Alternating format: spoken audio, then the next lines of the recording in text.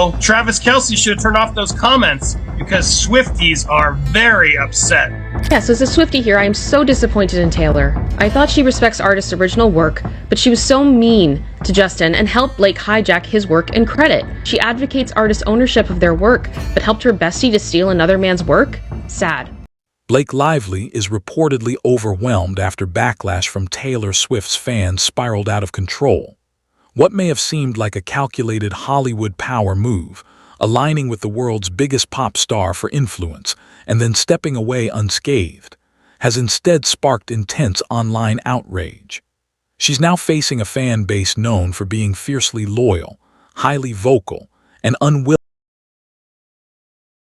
I've never been so sad on any celebrity doing this, but I'm genuinely sad that Taylor did this. I love her art, but it's so difficult for me to blindly support her in this.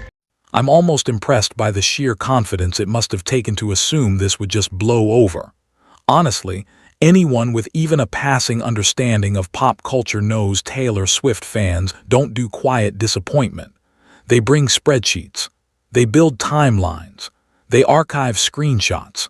They treat perceived betrayal like a full-scale group project. So when those private messages surfaced and seemed to show Blake treating Taylor more like a strategic move than a genuine friend, it didn't feel like ordinary drama. It felt like... I've got another one here from this person that says, isn't it ironic that Taylor Swift doesn't want anyone to control her music, and yet she helped her friend steal someone else's film? You know, like, and it just keeps going. People keep dismissing this as random online noise. It's not. It's more like a full-scale cultural storm.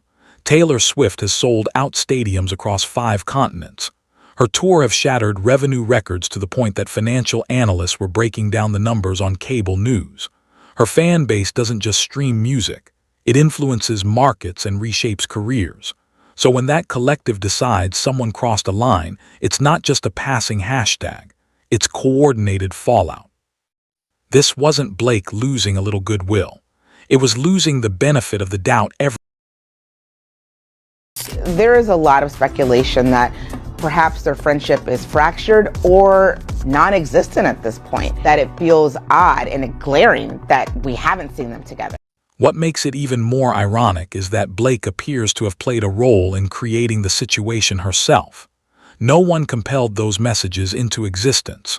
No one forced the language about strategy, influence, rewrites, or leverage. Those words were reportedly written by her, and once they became public, the polished image began to fracture. The charismatic red carpet presence suddenly looked, to critics, more like a calculated industry insider who believed she was a few moves ahead of everyone else, including the audience watching.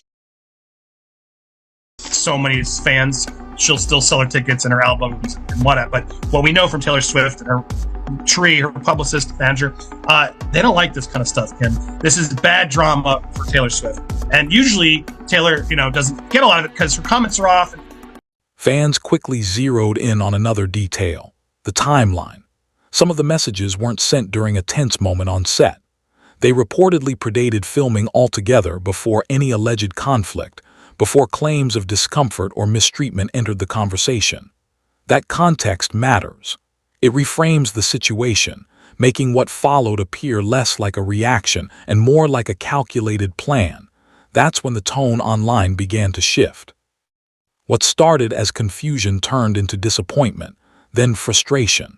Critics argued it seemed like Blake was presenting one version of events publicly, while privately strategizing outcomes with one of the most influential figures in entertainment. To them, that didn't read as friendship, it read as maneuvering. And for a fan base that fiercely protects Taylor, the idea of her being treated as a strategic asset rather than a... Like, I'm just gonna scroll. As an ex-Swiftie, I'm heartbroken. Also, I feel deceived. I was rooting for you, Taylor, and I'm so shocked at your vindictive spirit. It's a lot of comments, guys. Now, again, I don't think it's going to really phase her in the long run. She's going to be very popular still. But it's just really sad. And again, she's making fun of Justin's SA story. I can't help but notice how quickly the defense unraveled. At first, the story was that Taylor's involvement in the film was limited to a single song. Then alleged messages surfaced that appeared to show her reviewing trailers, offering feedback, weighing in on strategy, and even joking about the influence her name carried. That doesn't come across as incidental. It looks like active participation. Online observers weren't slow to pick up on the shift. They read the messages, compared timelines, and drew their own conclusions. And once those dots started connecting, whatever patience or benefit of the doubt remained seemed to disappear. And she says, "Don't be thrown by your song. They went out on a limb and kept it," which is cheating because it imbues everything with such gravity and quality. So she's saying that because they're using Taylor's song, they're kind of cheating here because the song lifts this trailer so much. Now look at the reaction itself. This wasn't just scattered hate from random corners of the internet. It felt more like collective disappointment hardening into rejection. Fan accounts that once showed support went quiet or changed their tone. Comment sections shifted almost overnight. Even longtime defenders began saying they felt misled. That shift carries weight because Taylor Swift's fan base is known for intense loyalty, but that loyalty depends on trust. Once that trust appears broken, the energy changes. In this case, critics argue that Blake gave them more than one reason. And she's saying, "I'm torn. Obviously, your feelings decided. But if you were open to it, on one hand, F them forever. On the other, I want this movie to work, and your song hits a main artery." Here, where the real miscalculation may have happened, Swifties don't just disengage quietly. They influence conversation. They shape narratives. Media outlets track their reactions. Brands pay attention. Studios notice shifts in public sentiment. When a fan base that large collectively decides someone is a liability, the ripple effects can extend beyond social media. Opportunities can cool off. Invitations may become less frequent. Meetings that once seemed certain suddenly stall. There's rarely a dramatic announcement, just a gradual tightening of doors that used. This message is so manipulative. First, she's flattering Taylor like she's doing with everyone that she's manipulating. She's saying that, "Oh, you know pop culture better than anyone." And then she kind of positions Taylor as uniquely responsible. This is why some people are calling it a meltdown, not as exaggeration, but as a reflection of how quickly things seem to spiral. In a matter of days, a carefully managed public image appeared to take a serious hit. Not because of vague rumors, critics argue, but because alleged receipts circulated online and shaped the conversation. To detractors, the messages suggested overconfidence and calculated maneuvering. They interpreted them as signs of someone who believed her status insulated her from consequences. And for a fan base that prides itself on recognizing its own collective influence, the idea that the audience could be overlooked or underestimated only in. And there was also rumors that Blake told Taylor to delete text messages. Why wouldn't you share that if you had it, right? If you did, unless you made a deal with Taylor or something else, I feel like there must be something here that maybe they're holding on to. Now, they would need to have released it to put it in court. There's an undeniable irony in how this unfolded. Public conversations around accountability and transparency are easy to champion until accountability arrives with timestamps and screenshots. Critics were quick to point out that when context shifted, the call for openness seemed to give way to appeals for privacy and nuance. That perceived double standard is what, for many observers, hardened the backlash. Now the situation feels less like a loud cancellation and more like something subtler and potentially more damaging. Not a dramatic public exile, but a cooling of enthusiasm. In Hollywood, that kind of quiet reputational frost can be harder to reverse.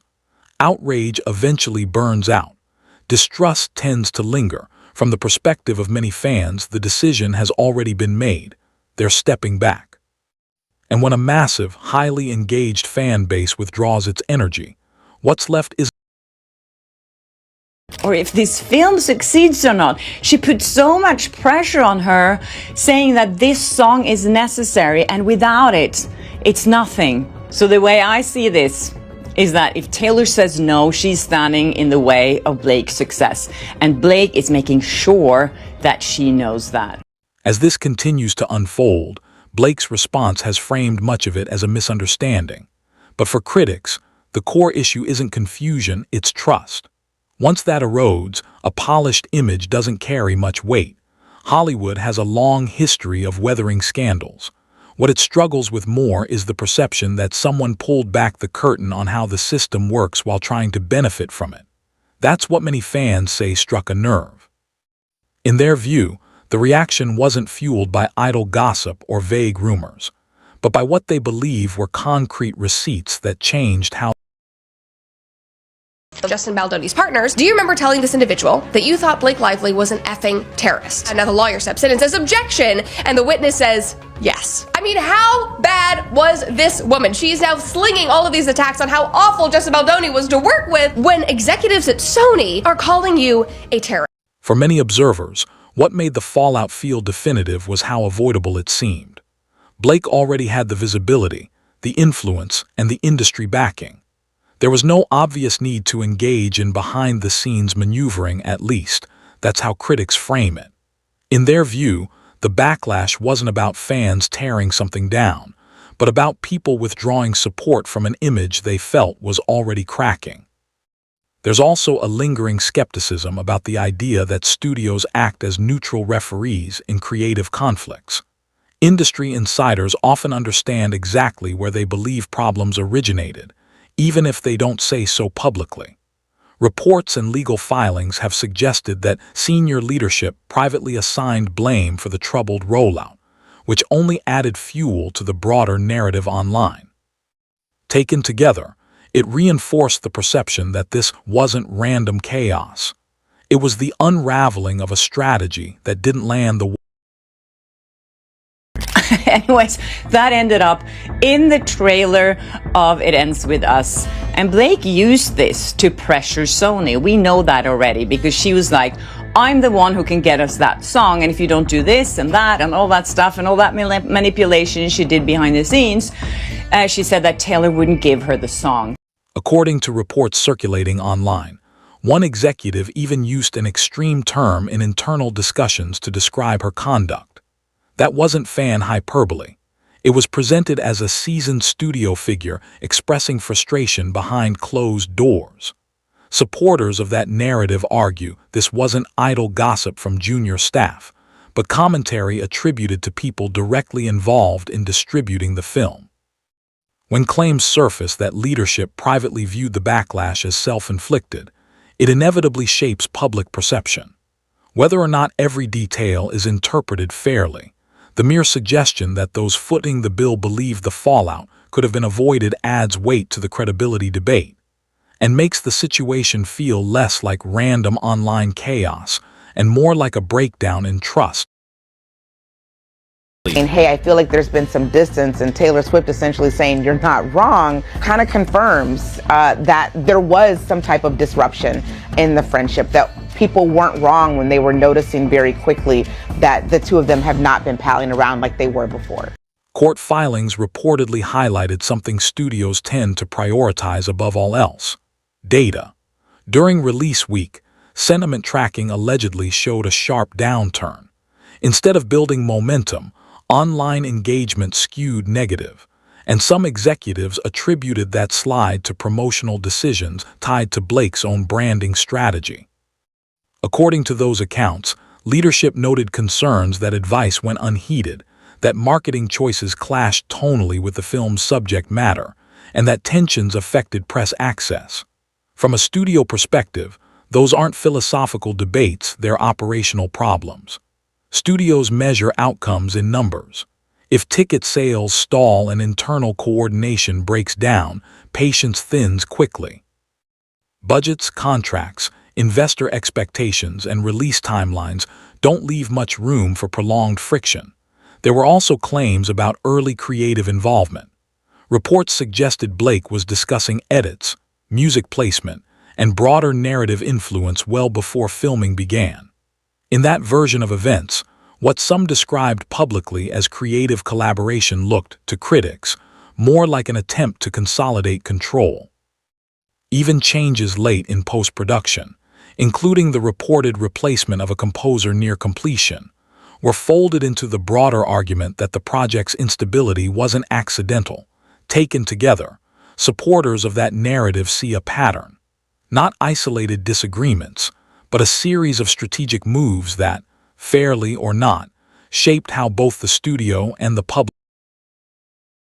Because there were a lot of rumors that Taylor Swift had said to Blake that she did not want to give her song unless they fired the composer of the movie because she had an issue with this composer.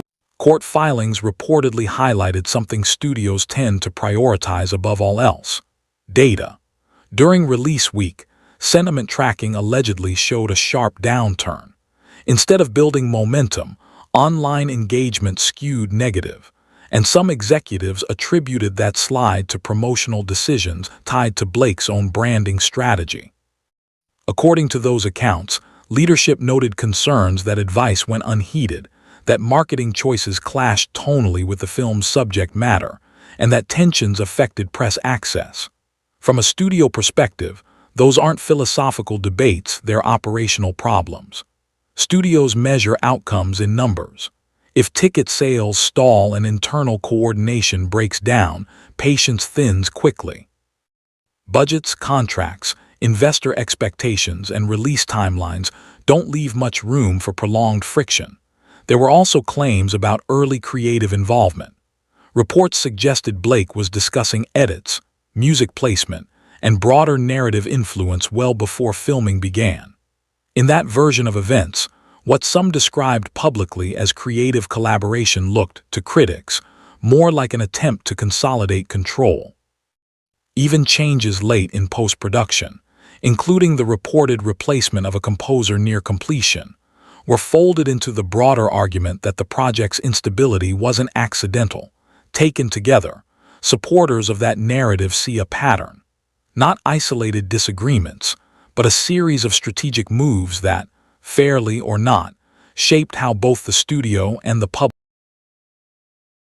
But I'm assuming it's coming from her because who else would have the interest of saying something like that?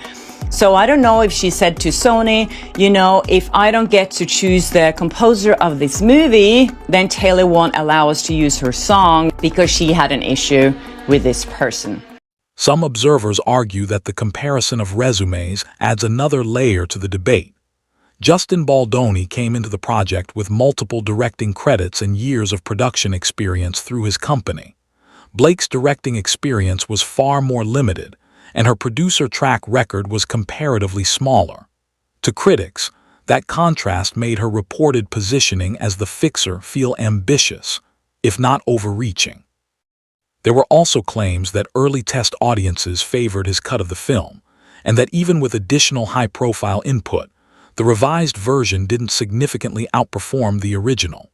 Supporters of that view frame it not as bias, but as a performance comparison that didn't land the way it was intended. In an industry that runs on metrics, numbers often carry more weight than narrative framing or PR strategy when stakeholders evaluate outcomes. As for Taylor Swift's reported involvement, that's where many online debates intensified. Alleged messages suggested she reviewed trailers, weighed in on certain decisions, and discussed the influence her name carried. There were also claims about licensing approvals involving her team. For critics, that painted a picture of active awareness rather than distance. Whether interpreted fairly or not, those details shifted the conversation from speculation to scrutiny in the eye. But I would not be surprised if there's not more here, and we might hear more from Taylor later, or a deal was made. I don't know, because I'm hoping, as a Taylor fan, even though I'm extremely disappointed, I'm hoping it's just that she was duped by Blake, right? That she was roped in as an ally for women and for stepping up for feminism, that she was like horrified that there was this fake feminist doing terrible things. Fans don't usually revolt over honesty, they react to what feels like revision.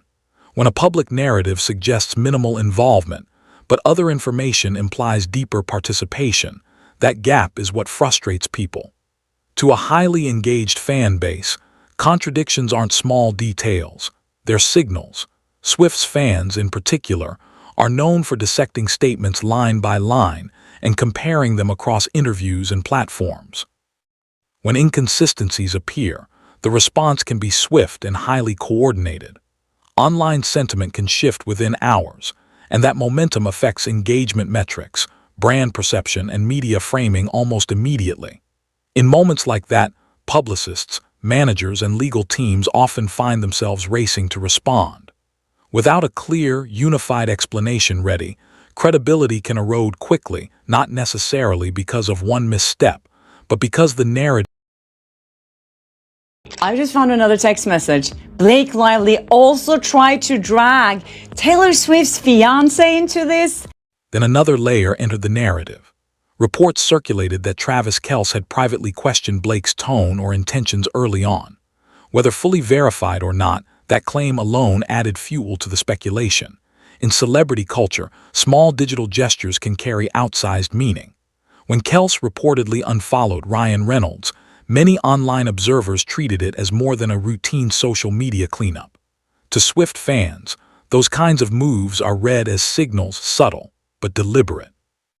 Within tightly watched circles, perceived shifts in the inner circle often matter more than formal statements.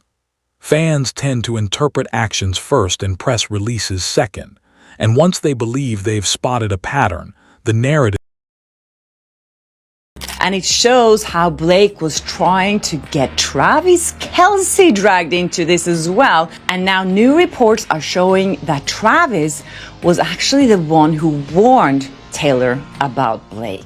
When someone perceived as close to Taylor appears to take a step back, fans often read that as a signal. In tightly knit celebrity circles, even subtle shifts can be interpreted as confirmation that something isn't sitting right behind the scenes. From the fan perspective, this wasn't just about industry politics. It felt personal. Many Swifties are deeply protective, and when they sense someone in her orbit might be uncomfortable or misrepresented, that instinct activates quickly. Reactions spread fast across forums, group chats, timelines, and international fan communities, amplifying the impact far beyond a single headline. And at the industry level, perception matters. Studios and insurers monitor public sentiment closely, especially when assessing casting risk and future investments. When controversy trends at scale, those calculations can update quickly, not out of emotion.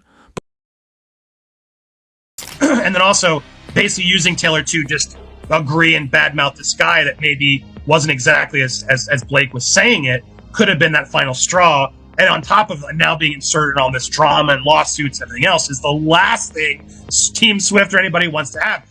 Some critics argue that this shifted from self-defense to something else the moment messages suggesting early strategy came to light. In their view, once those texts surfaced, the narrative split. They didn't read as reactive or written in the heat of conflict. They appeared, at least to detractors, to predate any public dispute. That timing is what people fixated on. If conversations about influence and positioning happened before production even began, it reframes how later events are interpreted. For observers, that changes the perceived motive and, by extension, credibility. Whether that interpretation is entirely fair or not, the idea of premeditation carries weight in the court of public opinion. Studios, legal teams, and audiences alike tend to evaluate intent differently when planning appears to come before conflict, and that perception can reshape the. She's saying, I finally gotten to get in the edit alone. No Justin. So she's admitting here that she finally succeeded in kicking out the director of his own movie. And she continues, I'm gonna make this movie great.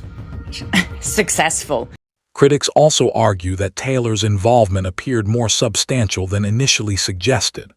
According to the messages circulating online, she was looped in early, reviewed certain materials, offered feedback, and participated in broader conversations about influence and optics. Some exchanges even included lighthearted references to power dynamics, details that fans quickly dissected. For many observers, the timeline became the focal point. When public statements implied distance, but timestamps suggested earlier awareness or participation, that discrepancy fueled skepticism. In highly documented digital exchanges, dates and sequences carry weight, and contradictions can erode trust quickly. From that perspective, attempts to later frame Taylor as largely removed from the situation didn't align with what critics believe the messages showed. To them, this wasn't rumor. It was documentation being interpreted in real time, and that interpretation reshaped the narrative. And she's saying, I can change it. I'm just curious your reaction as someone who knows pop culture better than anyone, and also as someone who's read this book. So Taylor actually read It Ends With Us, something that Jenny Slate admitted that she never did. Some critics believe this is where the optics became especially damaging. Relying on powerful allies isn't unusual in Hollywood. Influence and relationships are part of how the industry functions. The tension, they argue, comes from the contrast between public messaging and private strategy. According to the accounts circulating online, Blake spoke privately about edits, leadership changes, and leveraging influence. Publicly, however, she later framed herself as caught off guard by the fallout. For detractors, that gap felt significant. It created the impression of someone asserting control behind the scenes while presenting vulnerability out front. To a highly engaged fan base, that kind of perceived disconnect reads less like bravery and more like narrative repositioning. And once fans decide there's a mismatch between words and actions, their reaction tends to be, "You lied to me." All of a sudden, things start to break. And I don't know if that's potentially what happened with Taylor. I have no idea. And I do hope that at some point she's able to tell her side of the story, because, as I've said before, if this case has taught me anything, it is that you need to hear both sides. Some observers believe the Travis Kelce angle carried symbolic weight. Beyond being Taylor's partner, he's viewed by fans as someone protective of her space. So when reports suggested he privately questioned Blake's behavior, and when he reportedly unfollowed Ryan Reynolds, fans interpreted those moves as quiet but intentional signals. In celebrity culture, subtle actions often speak louder than statements, and highly engaged fandoms track those shifts closely. From there, the conversation moved into what many call career math. Studios evaluate risk constantly. Public controversy, especially when it intersects with litigation, fan backlash, and internal conflict, introduces uncertainty. Insurance providers factor that in. Marketing teams factor that in. Casting decisions factor that in. It's rarely about a single headline, it's about volatility. Even absent a legal verdict or definitive ruling, momentum can stall if stakeholders perceive instability. Hollywood often responds to projected risk curves, not final outcomes. And when a massive, organized fan base is part of the equation, that reputational volatility becomes harder for studios to. Private text messages were released. Text messages absolutely are incredibly sacred between best friends. So the idea that these text messages between Taylor Swift and Blake Lively are now open for public consumption has to feel horrifying by both women. For critics, this is the point where the backlash feels inevitable. They argue the perception wasn't just about ambition. It was about wanting influence without visible responsibility. The impression, fairly or not, was of someone seeking control while minimizing their public footprint in the decision-making process. Once messages surfaced that appeared to document strategy and leverage, that perception hardened. Swift's fan community is known for deep dives.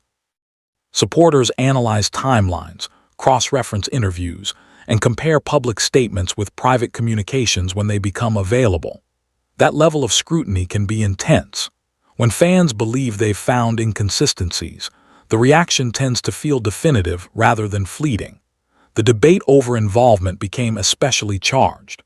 Public framing that suggested limited participation clashed with messages that critics interpreted as showing deeper engagement. To them, that wasn't a simple misunderstanding. It was a credibility issue. And in fan-driven ecosystems, credibility often matters more than the original conflict. Many observers sum it up this way. It's not that Hollywood power plays shock anyone. It's the perception of denying the playbook while actively running it that fuels. Blake Lively and all of her friends are mean and liars.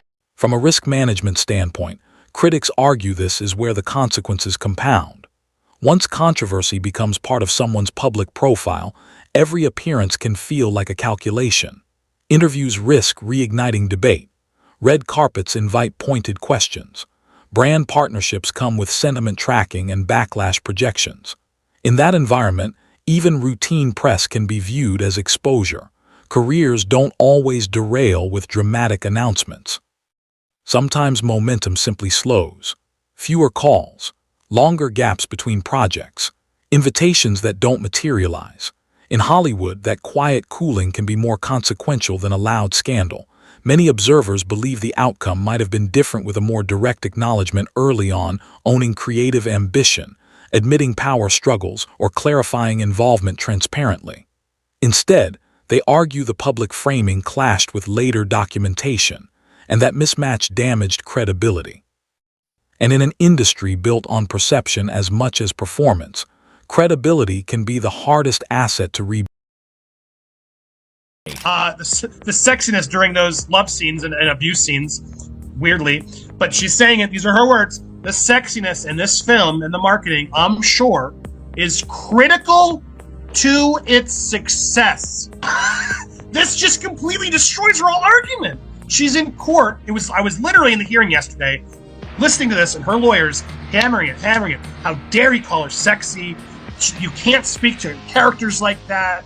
Some observers believe the tone has shifted from debate to conclusion. In highly organized fan communities, once people feel they've reviewed the receipts and drawn their own judgments, attempts at damage control tend to have diminishing returns. When a fandom prides itself on documentation and timelines, traditional PR reframing can struggle to gain traction. Supporters of that perspective argue this isn't about cancellation so much as consequence, a reaction fueled by perceived proof and a sense of personal disappointment.